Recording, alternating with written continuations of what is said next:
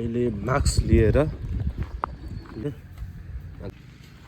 मरेर पुलमुनि चाहिँ मिल्काउनु हुँदैन। आफ्नो जनावर पालेको ठाउँमाले गर्दाखेरि चाहिँ यहाँ गाउँ बस्तीमा अब शीतल बस्ती यो पुलमा आएका छौँ पुलमुनि र यहाँ चाहिँ कुकुर मारेर फ्यालेको छ अरे। कुन चाहिँ प्राणीले गरेको यस्तो काम, कुन चाहिँ पशु हो कि प्राणी के भनौँ यस्तो मान्छेलाई। ल स्थिति यस्तो छ है। यो 4-5 दिन अगाडि यो मारेर फ्यालिएको हुनुपर्छ। अब अनेक कामहरू गर्नुपर्ने रहेछ जिन्दगीमा। मिसन म र अर्को एउटा भाइ आउँदैछ माथिबाट। यस्तो हरकत चाहिँ किन गर्नु कि मान्छेहरूले, किन मार्नु पहिलो कुरा प्राणीहरूलाई।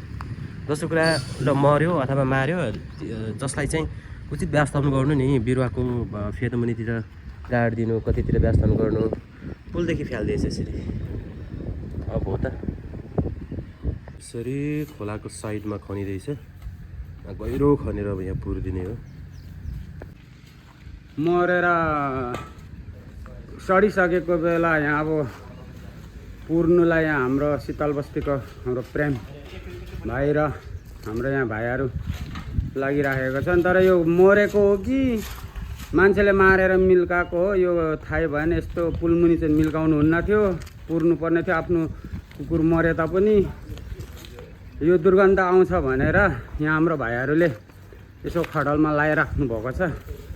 कसैले पनि यो मिल्काउनु हुँदैन आफ्नो जनावर पालेको ठाउँमा। तर यो कसले चाहिँ एउटा मनाप्ता नभएको मान्छेले मिल्काएको हो कि आफै मरेको, यो चाहिँ अब कसैले देखेन।